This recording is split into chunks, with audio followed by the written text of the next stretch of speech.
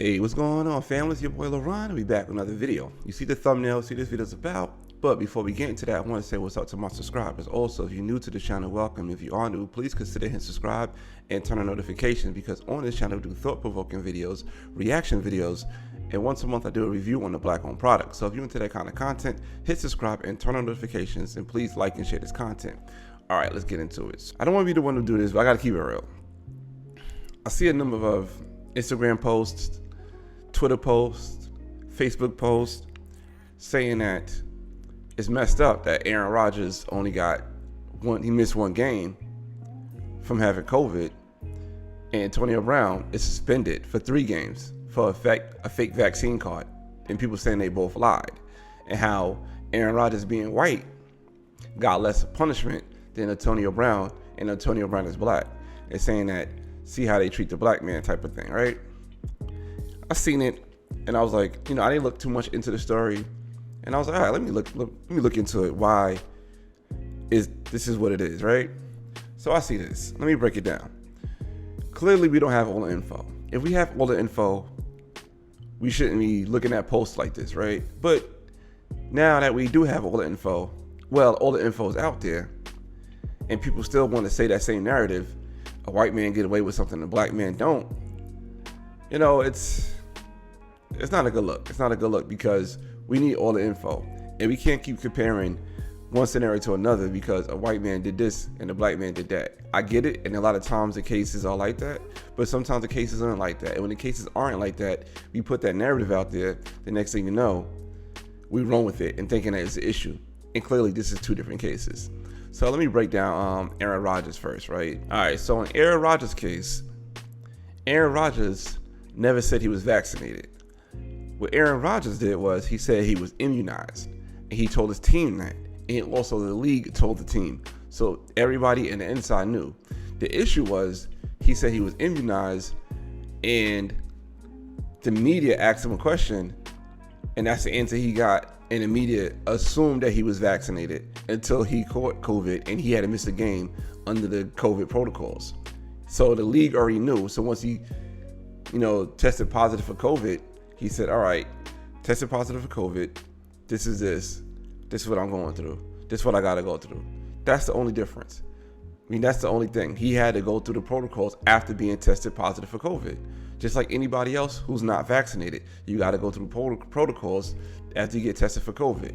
Now, on the other hand, we have Antonio Brown's situation. Okay, Antonio Brown told the league he has his vaccine. So you're like, oh, okay, he has his vaccine. Then he also gave the league fake documentation saying that he's vaccinated.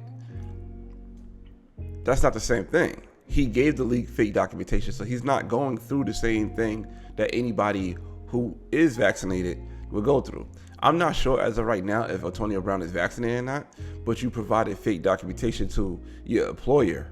You know what I'm saying? In most cases, that's on grounds of getting fired, let alone just a suspension. He got a 3-game suspension, and he's also injured. He's missing 2 games out of it, right? So allegedly, the issue was he did not pay his personal chef, right? This is a story that I got from multiple news sources. He didn't pay his personal chef the money he owed him. So his personal chef knew the situation about Antonio Brown not being vaccinated and having a fake vaccine card, and he leaked the story. And once he leaked the story, you know how big this situation is with the vaccine and COVID. What they did was they put out the information like, all right, Antonio Brown not vaccinated. Let's look into it. He submitted a fake vaccine card, and I'm pretty sure there's multiple celebrities that did this, that put out fake vaccine cards and stuff like that. I'm pretty sure they put out fake vaccine cards, but he the one that bragged about it. He didn't pay his chef. His chef leaked the story. The league looked into it and found out he supplied false documentations to his employer. That's not the same thing as Aaron Rodgers. You know what I'm saying? And I get it. A lot of times social media posts, they post things just because it's that quick triggering shareable content, right? Oh, look what they did to Antonio Brown, the black man, with the white man Aaron Rodgers. He got only a game. And I'm not gonna lie, when I had my page and I transferred over from LeBron Reviews to Broken Traditions, I was doing that at times because I knew that content was going to be shareable. You know what I'm saying? I knew that content, people were like, oh, look at that. They get triggered real quick from that content. And I knew that my content was going to see more eyes.